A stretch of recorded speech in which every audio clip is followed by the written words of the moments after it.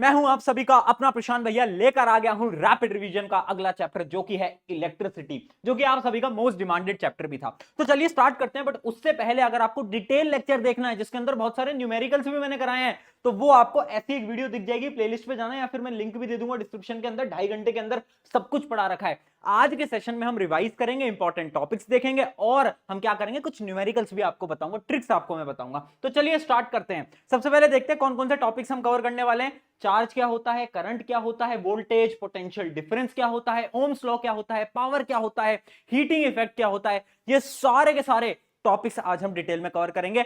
But उससे पहले पहली चीज आ जाती है कि सब्सटेंसेस होते हैं 3 टाइप के। पहला टाइप होता है क्या, कंडक्टर। कंडक्टर वो होते हैं जो कि करंट को पास होने देते हैं। इंसुलेटर वो होते हैं जो कि मना कर देते हैं, अरे नहीं भाई तू पास नहीं हो पाएगा। और एक और टाइप के होते हैं जो कि होते हैं सेमीकंडक्टर। सेमीकंडक्टर वो होते हैं जो कि करंट को पूरी तरीके से पास नहीं होने देते हैं ना, थोड़ा बहुत पास होने देते हैं, यानी ये कंडक्टर और इंसुलेटर के बीच में आ जाते हैं। ठीक है, तो चलिए स्टार्ट करते हैं। सबसे पहले समझते हैं ये चार्ज क्या है। तो पहली चीज होती है चार्ज क्या है, एक प्रकार की फिजिकल प्रॉपर्टी है, इस बात को याद रखना। चार्ज का ऐसा यूनिट होता है कूलाम्ब, इसको हम सी से डिनोट करते हैं, कूलाम्ब। ठीक है, 2 प्रकार के चार्ज होते हैं, एक पॉजिटिव एक नेगेटिव, ये आपको ऑलरेडी पता है। अब चार्ज की 4 प्रॉपर्टी है, वो 4 प्रॉपर्टी बहुत इंपॉर्टेंट है। पहली प्रॉपर्टी है एडिटिविटी। एडिटिविटी यानी अगर मुझे किसी भी बॉडी पे टोटल चार्ज निकालना है तो मैं सारे चार्जेस को ऐड कर दूंगा। अगर मैं उन सबको ऐड कर दूंगा तो टोटल चार्ज उस बॉडी पे निकल जाएगा। अगली प्रॉपर्टी है चार्ज इज कंजर्व्ड, यानी charge can not be created, can not be destroyed. अगला आ जाता है हमारा चार्ज इज इनवेरिएंट, यानी अगर मैं चार्ज को एक वेलोसिटी दूं तो चार्ज बदलेगा नहीं, वो तुम्हारे दोस्त की तरह नहीं है जो कि बदल जाता है, ये बोलता है मैं तो सेम ही रहूंगा। और अगला आ जाता है क्वांटाइजेशन ऑफ चार्ज, ये बहुत इंपॉर्टेंट है। देखो, अगर तुम एक मिठाई वाले की दुकान पे जाते हो और बोलते हो अंकल मिठाई दो, कैसे बोलोगे? अंकल 200 ग्राम मिठाई दे दो, 250 दे दो, 300 दे दो, 500 दे दो, यही बोलते हो। ऐसा तो नहीं बोलते ना अंकल 33 ग्राम्स या फिर 33.22 ग्राम्स ऑफ मिठाई दे दो, ऐसा बोलोगे तो थप्पड़ पड़ जाएगा, है ना। सिमिलरली तुम ये नहीं बोल सकते कि 1.2 इलेक्ट्रॉन का चार्ज दे दो। तुम बोलोगे या तो मुझे 1 इलेक्ट्रॉन का चार्ज दे दो, 2 इलेक्ट्रॉन का चार्ज दे दो, 4 का दे दो, 5 का दे दो, 6 का दे दो। और यही होता है क्वांटाइजेशन ऑफ चार्ज। यानी अगर मुझे किसी भी बॉडी पे चार्ज की वैल्यू निकालनी है तो उसका फॉर्मूला होता है Q इक्वल्स टू Ne, यानी number of electron into charge of electron, जिसकी वैल्यू ऑलरेडी यहां पर मैंने लिख रखी है, आपको आज तक पता भी चल गई होगी। ठीक है, तो इस फॉर्मूले से आप किसी भी बॉडी के चार्ज को निकाल सकते हो अगर आपको यह पता है कि उसके ऊपर कितने नंबर ऑफ इलेक्ट्रॉन्स अवेलेबल हैं। ठीक है, अब बढ़ते हैं हमारे अगले टॉपिक की तरफ जो कि है करंट। करंट क्या होता है? Flow of electrons. जब इलेक्ट्रॉन हमारे भैया चलने लगते हैं, फिरने लगते हैं, मूव करने लगते हैं, तब हम बोल देते हैं कि दिस इज इलेक्ट्रिकल करंट। अब याद रखना, जो करंट जो होता है ना, उसका ऐसा यूनिट होता है एम्पेयर, जिसको हम ए से रिप्रेजेंट करते हैं। और इसका फॉर्मूला क्या होता है करंट का? करंट का फॉर्मूला होता है चार्ज पर यूनिट टाइम, यानी Q/T। तो अगर अब एक क्वेश्चन आपके पेपर के अंदर आ सकता है, डिफाइन 1 एम्पेयर, तो आप क्या बोलोगे? 1 ampere is the current when 1 coulomb of charge, 1 coulomb of charge passes in 1 second. यानी 1 सेकेंड में अगर 1 कूलाम्ब का चार्ज पास करेगा तब हम बोलेंगे कि 1 एम्पेयर का करंट उधर से फ्लो कर रहा है। ये वाला क्वेश्चन इंपॉर्टेंट था। अब हम करंट की वैल्यू को पता कैसे करते हैं? तो बहुत सारे इक्विपमेंट्स होते हैं, बहुत सारे इंस्ट्रूमेंट होते हैं, बट सबसे इंपॉर्टेंट इंस्ट्रूमेंट है अमीटर। क्या है अमीटर? अमीटर क्या होता है? अमीटर एक ऐसा डिवाइस है जो कि करंट कितना बह रहा है उसके बारे में आपको बताता है। याद रखना है सर्किट में हमेशा सीरीज में लगता है। ठीक है, अब अगला आ जाता है हमारा पोटेंशियल डिफरेंस। पोटेंशियल डिफरेंस की डेफिनेशन इंपॉर्टेंट है, बच्चे भूल जाते हैं, याद रखना। Work done to move a unit positive charge between 2 points, यानी एक पॉइंट से दूसरे पॉइंट तक अगर मैं यूनिट पॉजिटिव चार्ज को लेकर आऊंगा तो मैं क्या बोलूंगा? उसके अंदर जो वर्क डन हो रहा है उसको मैं बोलूंगा उसका पोटेंशियल डिफरेंस। पोटेंशियल डिफरेंस का यूनिट क्या होता है? वोल्ट, और उसको हम V से रिप्रेजेंट कर रहे होते हैं। पोटेंशियल डिफरेंस का फॉर्मूला क्या होता है? सिंपल सा फॉर्मूला है क्या? Potential difference is equals to work done by charge. तो अगर क्वेश्चन आ जाए डिफाइन 1 वोल्ट, तो कैसे डिफाइन करोगे? 1 volt is the potential difference. कब? जब क्या? जब 1 कूलाम के चार्ज को ले जाया जा रहा है और वर्क डन कितना हुआ है? वर्क डन हुआ है कितना? 1 जूल। याद रखना वर्क डन का जो यूनिट होता है वो होता है 1 जूल। तो यहां पर लिखा भी हुआ है 1 joule of work done to move 1 unit positive charge. जब हम 1 कूलाम के चार्ज को मूव कर रहे हैं और वर्क डन कितना हुआ है? 1 जूल, तब हम बोलेंगे कि पोटेंशियल डिफरेंस है 1 वोल्ट। पोटेंशियल डिफरेंस को कैसे मेजर करते हैं? उसको मेजर करते हैं by the help of instrument जिसको हम बोलते हैं वोल्ट मीटर। और याद रखना वोल्ट मीटर बेटा हमेशा कैसे लगाते हैं? पैरेलल में लगाते हैं। Very important point. चलिए आगे बढ़ जाते हैं। अब हमारा टाइप ऑफ क्वेश्चन इसके अंदर बहुत आपको न्यूमेरिकल देखने को मिलेंगे, 3 फॉर्मूले पे न्यूमेरिकल आएंगे, तीनों फॉर्मूले आपको याद होने चाहिए। सबसे पहला फॉर्मूला हमने देखा क्वांटाइजेशन ऑफ चार्ज, फिर हमने देखा क्या current equals to charge by time, फिर हमने देखा क्या वोल्टेज यानी potential difference equals to work done by charge. इन तीनों फॉर्मूले पे घुमा फिरा के बहुत सारे सवाल आपके आ रहे होते हैं, एक न्यूमेरिकल इन तीनों फॉर्मूलों पे पक्का आएगा, तो इसके थोड़े बहुत न्यूमेरिकल आप जरूर प्रैक्टिस करिएगा। फटाफट से आगे बढ़ जाते हैं, है ना। और याद रखना यूनिट जरूर लिखना, जब भी कोई आंसर निकाल रहे हो ना लास्ट में यूनिट लिखना बहुत इंपॉर्टेंट है, वरना टीचर नंबर काट लेते हैं।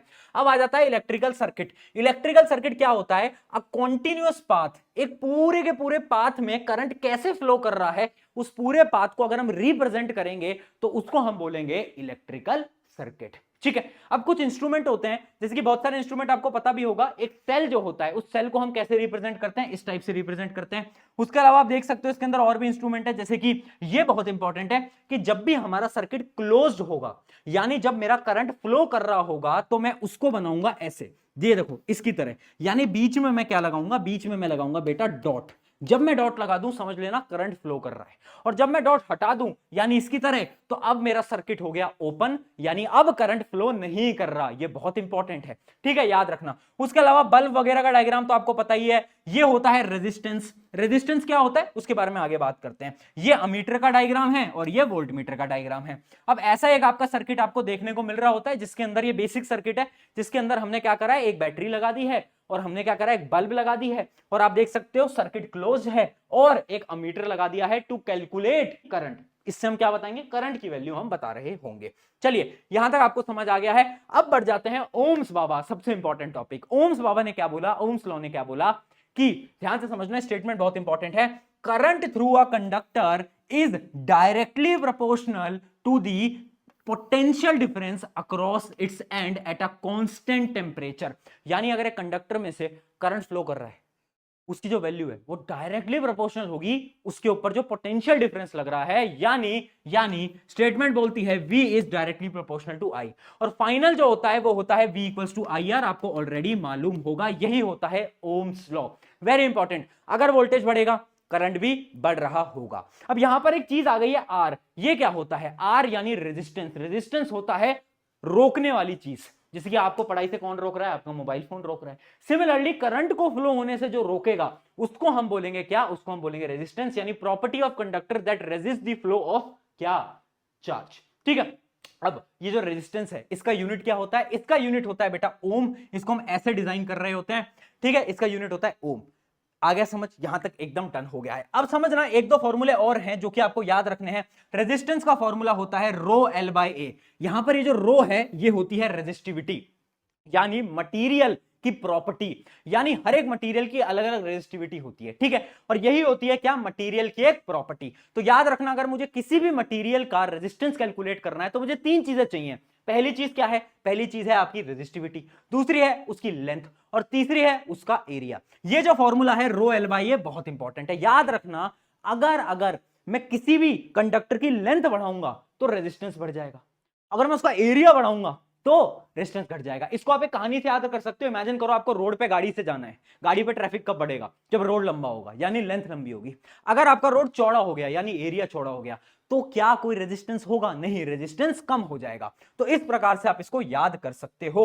और यहां पर आप रेजिस्टिविटी का यूनिट भी याद रखना, जो कि होता है ओम मीटर। क्या होता है, ohm meter. Very very very very very important, ठीक है। अब एक चीज इसमें जिस पे सवाल बार बार आता है वो होता है वोल्टेज और करंट के ग्राफ पे। एक सवाल पक्का आएगा आपके पेपर के अंदर, याद रखना। वोल्टेज और करंट के ग्राफ की जो स्लोप होती है, ये जो स्लोप है ये बताएगी किसको, रेजिस्टेंस को बताएगी, ठीक है। सवाल ऐसा आएगा, 2 स्लोप आपको दे देंगे, बोल देंगे ये है आर ए और ये है आर बी। आपसे पूछेंगे किसमें रेजिस्टेंस ज्यादा, आर ए या फिर आर बी। तो याद रखना, जिसकी स्लोप ज्यादा ऊपर उसमें रेजिस्टेंस ज्यादा, ये याद रखना। यानी आर ए जो होगा उसकी वैल्यू ज्यादा होगी, आर बी की कम होगी। ऐसे ग्राफ पे सवाल आएंगे। वोल्टेज और करंट ग्राफ की स्लोप क्या देती है, रेजिस्टेंस को बता रही होती है, ठीक है। ये वाला फॉर्मूला आपको याद आ गया, ये आपको समझ आ गया। अच्छा, एक चीज पे और डिपेंड करता है आपका रेजिस्टेंस, जो कि है टेम्परेचर। टेम्परेचर भी कांस्टेंट होना चाहिए। अगर टेम्परेचर बदला तो रेजिस्टेंस और बदल जाएगा। अब यहां पर एक दो सवाल आ रहे होते हैं, जैसे कि एक सवाल मैं आपको दिखाता हूं, find the change if length is twice and area is half. यानी रेजिस्टेंस पे क्या चेंज आएगा अगर मैं क्या करूं, लेंथ को तो ट्वाइस कर दूं और एरिया को आधा कर दूं। तो आपको वही फॉर्मूला लगाना था, रो एल बाय ए, है ना। लेंथ हो गई ट्वाइस और एरिया हो गया हाफ, तो यानी रेजिस्टेंस हो जाएगा 4 टाइम्स। ठीक है, इसको कैलकुलेट कर लेना वीडियो को पॉज करके। चलो आगे बढ़ते हैं फटाफट से, अगले पे आते हैं। अब एक डिफरेंस इंपॉर्टेंट है रेजिस्टेंस और रेजिस्टिविटी का, याद रखना। रेजिस्टेंस क्या है, रेजिस्टेंस जो है वो लेंथ पे डिपेंड करता है, एरिया पे डिपेंड करता है, बट रेजिस्टिविटी किसी चीज पे डिपेंड नहीं करती। रेजिस्टिविटी बोलती है मैं तो मटेरियल की प्रॉपर्टी हूं, मैं तो सिर्फ और सिर्फ मटेरियल पे डिपेंड करती हूं। ठीक है, उसके अलावा क्या है, ये एक एक्सट्रिंसिक प्रॉपर्टी होती है और एक ये इंट्रिंसिक प्रॉपर्टी हो रही होती है। कुछ नॉर्मल डिफरेंसेस हैं। उसके अलावा इसका यूनिट ओम होता है, इसका यूनिट ओम मीटर होता है। चलिए नीचे बढ़ जाते हैं सर्किट के बारे में। दो सर्किट होते हैं, सीरीज पैरेलल, सबको पता होगा। जब एक साथ लगा देते हैं सीरीज, जब पैरेलल लगा देते हैं वो पैरेलल। ये डायग्राम आपको सारी चीजें बता रहे हैं। ठीक है, ये पैरेलल। इंपॉर्टेंट चीज क्या है, याद रखना, सीरीज के अंदर करंट सेम, करंट सेम। याद रखना, जब भी कोई चीज होगी सीरीज के अंदर तो उसमें क्या होगा, करंट सेम रहेगा और वोल्टेज जो है बेटा वो डिवाइड करेगा, याद रखना। जबकि पैरेलल में उल्टा है, पैरेलल में वोल्टेज भैया सेम रहते हैं बट करंट डिवाइड होता जाता है। ये बहुत इंपॉर्टेंट पॉइंट है क्योंकि इस पे बार बार आपके न्यूमेरिकल आ रहे होते हैं। ठीक है, अब इन दोनों की एक डेरिवेशन है, वो डेरिवेशन देख लो। डेरिवेशन भी पेपर के अंदर आ जाती है। जैसे अगर सीरीज सर्किट की डेरिवेशन है तो एक ट्रिक बता रहा हूं, ट्रिक याद रखना। ट्रिक ये है, पहले जैसे बोला जाए तुमसे कि सीरीज सर्किट की डेरिवेशन करो, तो तुम्हारे दिमाग में चलना चाहिए सीरीज में क्या बदलता है, क्या बदलता है। सबसे पहला सवाल पूछोगे क्या बदलता है। ठीक है, क्या बदलता है ये पूछो। सीरीज में क्या बदलता था, वोल्टेज। वोल्टेज, करंट तो सेम रहता है, वोल्टेज बदल जाता है। तो आपको पहली इक्वेशन वही लिखनी है, V equals to V1 plus V2 plus V3, यानी वोल्टेज जो है वो डिवाइड कर गया। फिर उसके बाद आपको ओम्स लॉ लगा देना है। ठीक है, कि V1 की वैल्यू होगी IR1, इसकी IR2, इसकी IR3, और उसके बाद आप ऐड कर दोगे तीनों को, और उसके बाद फाइनली आपका आ जाएगा जो टोटल रेजिस्टेंस है वो आएगी R1 plus R2 plus R3। ठीक है, सिमिलरली आपको पैरेलल के अंदर करना है। पहला सवाल पूछना है पैरेलल में क्या बदलता है, तो मेरे मन ने बोला करंट बदल जाता है, तो पहली स्टेटमेंट लिखो, total current is equals to I1 plus I2 plus I3। अब आपको कुछ नहीं करना है, ओम्स लॉ लगा देना है और यहां करंट की वैल्यूज को हटा देना है। I1 की वैल्यू होगी V by R1, V by R2, V by R3, लगाया, पुट करा और फाइनल आ गया कि 1 by R net equals to R1 plus R2 plus R3। बस, तो ऐसे आप डिराइव कर लोगे। इन ट्रिक्स का यूज करो और फटाफट से आप डेरिवेशन याद कर सकते हो। ठीक है, चलिए आगे बढ़ जाते हैं। एक सवाल देख लेते हैं फटाफट से। ऐसे सवाल आ रहे होंगे, ये सवाल आपको बताना है कमेंट के अंदर। ऐसा अगर आपको सर्किट दे रखा है और आपसे पूछा जाए कि आपको सबसे पहले आपसे पूछा जाएगा कि आर नेट बताओ, टोटल रेजिस्टेंस बताओ, तो कैसे बताओगे। सबसे पहले सीरीज को कैलकुलेट करना। किसको, सीरीज को। सीरीज कौन से, ये दोनों सीरीज में, 2 प्लस 2 4, तो यहां पर आ गया 4। फिर पैरेलल को कैलकुलेट करना, 1/4 प्लस 1/4 इज इक्वल्स टू कितना आ गया, 2/4 इज इक्वल्स टू 1/2 यानी 2 ओम। तो सबसे पहले आपने आर नेट की वैल्यू निकाल दी जो कि आ गई 2 ओम। सबका यही आया ना, ये बड़ी अच्छी टेक्निक है। सबसे पहले सीरीज को सॉल्व करो फिर पैरेलल को सॉल्व करो। याद रखना, जब भी आपको किसी भी सर्किट के अंदर सवाल आए कि आर नेट की वैल्यू निकालो, आपको इस तरीके से निकालनी है। ठीक है, फिर आपको वोल्टेज गिवन होगा, मान लो इसका वोल्टेज आपको 2 वोल्ट दे रखा है, तो फिर आप करंट तो निकाल ही लोगे, है ना। कौन से फॉर्मूले से, ohm's law, V equals to IR। बस, ये बेसिक है। अगर आपको डिटेल में समझना है तो ऑलरेडी मैं आपको बता चुका हूं, लेक्चर में डिटेल में बना चुका हूं। चलिए अगला इफेक्ट आता है heating effect of electric current. अब देखो, करंट में जब चार्ज भागता है ना तो उसको रेजिस्टेंस मिलता है। रेजिस्टेंस की वजह से क्या होता है, रुकावट मिलती है तो हीट जनरेट करता है। इस वजह से जब भी आप देखते हो तो आपका स्विच जो होता है, जब आप बहुत देर तक करंट को चला के छोड़ देते हो तो क्या होता है, स्विच गर्म हो जाता है ना, तार गर्म हो जाती है ना, इसी वजह से। क्योंकि जब करंट बहता है, आपका चार्ज बहता है, तो क्या होता है, हीट जनरेट होती है। और यही होता है हीटिंग इफेक्ट ऑफ करंट। और याद रखना, जूल लॉ ऑफ हीटिंग क्या बोलता है, heat is proportional to square of current. ठीक है, स्क्वायर ऑफ करंट। और किसके प्रोपोर्शनल है, रेजिस्टेंस के प्रोपोर्शनल है। और किसके प्रोपोर्शनल है, टाइम के प्रोपोर्शनल है। यानी फाइनल आ जाता है heat equals to I square RT। Very important. और यही होता है joule law of heating, H equals to I square RT। ठीक है, यानी किस पे डिपेंड कर रहा है, कितना करंट जा रहा है, रेजिस्टेंस कितना है और कितने टाइम के लिए करंट फ्लो कर रहा है। इन तीन चीजों पे आपकी क्या ये सारी चीजें डिपेंड कर रही होती हैं। इसके एप्लीकेशंस बहुत इंपॉर्टेंट है, याद रखना। पहला है इलेक्ट्रिकल बल्ब। आपका जो बल्ब होती है, जो पुराने जमाने की बल्ब होती है, जो येलो ग्लो करती थी, उसके अंदर क्या होता था? उसके अंदर होता था टंगस्टन। क्यों होता था बेटा उसके अंदर टंगस्टन? क्योंकि जो टंगस्टन मटेरियल होता है ना, उसका जो मेल्टिंग पॉइंट होता है वो बहुत ज्यादा हाई होता है। जो आप रोशनी देख पाते हो ना, वो क्यों होता है? क्योंकि देखो टंगस्टन का एक तो रेजिस्टेंस हाई है, मेल्टिंग पॉइंट हाई है, तो वो बहुत ज्यादा हीट जनरेट करता है, जिसकी वजह से आपके कमरे में उजाला होता है। अगर उसका मेल्टिंग पॉइंट लो होता तो वो पिघल जाता ना। इस वजह से tungsten as a material use किया जाता है in the filament of the bulb. अगला आ जाता है इलेक्ट्रिकल फ्यूज। फ्यूज देखा है आपने, जो घर में लगता है ना, जब आपकी बिजली की लाइन आती है फ्यूज लगता है। फ्यूज की क्या प्रॉपर्टी होती है? फ्यूज का जो होता है, जो मेल्टिंग पॉइंट होता है, एमपी जो होता है, वो बहुत ज्यादा लो होता है। क्यों? क्योंकि जैसी तेज करंट आया तो उसका मेल्टिंग पॉइंट कम होता है, तो पिघल जाता है, मेल्ट कर जाता है और सर्किट को तोड़ देता है।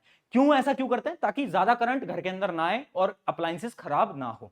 अगला आ जाता है आपका इलेक्ट्रिकल हीटर। याद रखना, आपका इलेक्ट्रिकल हीटर्स जो होते हैं वो नाइक्रोम एक मटेरियल होता है, उसके बनते हैं। क्यों? क्योंकि एक तो नाइक्रोम का रेजिस्टेंस हाई है, जितना हाई रेजिस्टेंस उतनी ज्यादा हीट, बता ही दिया है। दूसरी चीज, नाइक्रोम की एक प्रॉपर्टी होती है कि वो ऑक्सीडाइज नहीं होता जल्दी से, है ना, उसके ऊपर ऑक्सीडेशन नहीं होती, जिस वजह से आपके हीटर लंबे समय तक चल पाते हैं। ठीक है, तो ये सारे के सारे इंपॉर्टेंट है, इनसे एक सवाल पक्का आएगा एप्लीकेशन के ऊपर। अब बढ़ते हैं हमारी इलेक्ट्रिकल पावर की तरफ। अब देखो इलेक्ट्रिकल पावर क्या होती है, डेफिनेशन क्या है? Power is the rate of energy consumption, यानी कितनी एनर्जी हम पर सेकंड में कंज्यूम कर रहे हैं। पावर का यूनिट याद रखना, जो कि होता है वॉट, और पावर होता है पावर इक्वल्स टू क्या? Work done by time taken, यानी इसका यूनिट क्या होगा? यूनिट होगा जूल पर सेकंड। अगर मैं बोलूं डिफाइन 1 वॉट, तो कैसे डिफाइन करोगे? अच्छा, अगर मैं आपको आसान सी डेफिनेशन बताऊं, ये इस वाली डेफिनेशन को काटो, मैं आपको बताता हूं 1 वॉट पावर का क्या मतलब है। 1 वॉट पावर का यह मतलब होता है जब क्या 1 जूल की एनर्जी ली जा रही है 1 सेकंड के अंदर, तब आपकी पावर होती है 1 वॉट। इतना याद रखना, ठीक है। चलो, तो पावर का आपको मैंने फॉर्मूला बताया, इसके अलावा कुछ फॉर्मूले हम डिराइव कर सकते हैं, जैसे कि पावर होता है, मैं आपको दिखा भी देता हूं डेरिवेशन। देखो क्या होता है, पावर का फॉर्मूला होता है क्या? Work done by time taken. Work done का हमने एक फॉर्मूला देखा था, जो कि था volt equals to work done by charge, याद आ गया? तो यहां से हमने क्या करा, वर्क डन की जगह लिख दिया we Q by T. Q by T क्या होता है? क्यू बाई टी होता है चार्ज, डेरिवेशन बता रहा हूं बेटा। तो ये आ गया आपका वी आई, है ना, वी आई। तो फाइनल जो फॉर्मूला होता है पावर का, वो होता है वोल्टेज इनटू करंट, ठीक है। और इसके 2-3 फॉर्मूले और होते हैं, जो कि ओम्स लॉ की मदद से आते हैं, जो कि होते हैं आई स्क्वायर आर और वी स्क्वायर आर। तो इन पे भी आपके सवाल आ सकते हैं, कंफ्यूज नहीं होना है, बहुत बेसिक है। और ये डेरिवेशन भी आसान है, इस डेरिवेशन पे भी पूछ लिया जाता है डिराइव करके बताओ, तो इतना आसान सा है ये, तो तुम वैसे भी डिराइव करके बता दोगे। अच्छा, एक चीज याद रखना, इलेक्ट्रिकल एनर्जी क्या होती है? तो इलेक्ट्रिकल एनर्जी होती है energy consumed by a circuit, कितनी एनर्जी हम ले रहे हैं। और जो कमर्शियल यूनिट है ना एनर्जी का, जो आपके घर में बिजली आती है, वो यूनिट होता है आपका किलो वॉट आर, यानी किलो वॉट आर, यानी पावर इनटू टाइम, तो याद रखना, एनर्जी जो हम कंज्यूम कर रहे हैं, वो एनर्जी का फॉर्मूला क्या होता है? Power into time. और पावर भी किसमें? किलोवाट के अंदर। किलोवाट क्या होता है? 1000 वॉट के बराबर होता है, ठीक है। 1 kilowatt is equal to 1000 watt, इतना आपको पता होना चाहिए, ठीक है। तो ये होता है आपका क्या? कमर्शियल यूनिट ऑफ एनर्जी, ठीक है। अब इसमें एक ना आपको एक वैल्यू बता रहा हूं, ये वैल्यू याद रखना। देखो 1 किलोवाट आवर के अंदर कितनी एनर्जी है इन जूल, जूल के अंदर अगर हम कैलकुलेट करें, जो कि बेसिक यूनिट होता है, तो इसको आप इस वैल्यू को याद रखना, क्योंकि सवाल में बोला जाता है, डायरेक्टली सवाल आ चुके हैं कि 1 किलोवाट आवर के अंदर कितनी एनर्जी है इन जूल, तो उसके अंदर होती है 3.6 इंटू 10⁻⁶ जूल। ये आप जो ट्रांसफॉर्मेशन है ये याद रखना है, कन्वर्जन आप याद रखना, इंपॉर्टेंट है, पेपर में डायरेक्टली सवाल आ सकता है, बिल्कुल। चलिए, यहां तक की पूरी कहानी समझ आ गई, कमर्शियल यूनिट वगैरह सब समझ में आ गया है। इसके ऊपर न्यूमेरिकल भी बेटा आ रहे होते हैं, ये डेरिवेशन भी मैंने आपको बता दिया है। अब आ जाते हैं क्वेश्चंस के ऊपर, जो कि लास्ट पार्ट बचा है। अब देखो क्वेश्चन कैसे आएंगे, सबसे ज्यादा इंपॉर्टेंट क्वेश्चन आते हैं इलेक्ट्रिकल एनर्जी पे। आपने कितनी एनर्जी कंज्यूम करी। सवाल कैसा आएगा? सवाल आएगा आपको, सवाल में गिवन होगी पावर, आपको मान लो पावर गिवन है 5000 वॉट। आपको बोलेगा कि एक एसी है वो 5000 वॉट लेता है पावर, ठीक है, और उस एसी को हमने 10 घंटे चलाया, 10 घंटे चलाया, और हमारी घर की जो बिजली की जो रेट है वो है 1 रुपीज पर 1 किलो वॉट आवर। तो कैलकुलेट टोटल मनी, हमें कितना पैसा देना पड़ेगा, कैसे निकालोगे? एनर्जी होता है पावर इंटू टाइम, ठीक है, पावर इंटू टाइम। और याद रखना ये जो वॉट है ना, इसको किलोवाट में जरूर कन्वर्ट कर लेना। कैसे करोगे? 1000 से डिवाइड करके, यानी ये हो जाएगा 5 किलोवाट। ठीक है, इस पावर को मल्टीप्लाई कर लेना इस टाइम से, तो आपका आ जाएगा एनर्जी, है ना, एनर्जी। और आपको गिवन है कि 1 किलोवाट आर की रेट क्या है? 1 रुपए। तो अब आपको बस 1 रुपए से मल्टीप्लाई कर देना है, वो आ जाएगी आपकी टोटल कॉस्टिंग। एक तो ये सवाल आएगा। दूसरा आपका सवाल आएगा पावर के ऊपर। पावर पे आपको बोला होगा एक सर्किट है, उसमें 220 वोल्ट का सर्किट है और जो करंट फ्लो होता है वो है 5 एम्पेयर। तो बताओ कितनी पावर कंज्यूम कर रहा है? तो पावर का फॉर्मूला याद रखना, power equals to V into I, यानी वोल्टेज इंटू करंट। अगर वोल्टेज की वैल्यू गिवन है, करंट की वैल्यू गिवन है, तो क्या मैं पावर निकाल लूंगा? बिल्कुल निकाल लूंगा, बेसिक फॉर्मूला। चलो फाइनली क्वेश्चन की बारी आ गई है। अब मैं आपको दे रहा हूं क्वेश्चंस, जो कि दोनों क्वेश्चंस आपको कमेंट में बताना है। चलिए फटाफट से बताना। पहला क्वेश्चन है आपका क्वेश्चन नंबर 1, ABCD में से अपना आंसर लिखो। दूसरा एक न्यूमेरिकल मैं आपके लिए लेकर आया हूं। दूसरा न्यूमेरिकल है जिसके अंदर आपको पावर दे रखी है ये, और बोला है कि कितने टाइम के लिए पर डे में चलता है, वो है 1 घंटे। हर रोज 1 घंटे चलाना है। हमें क्या निकालना है? Calculate cost for 30 days at the rate 10 rupees per kilowatt hour.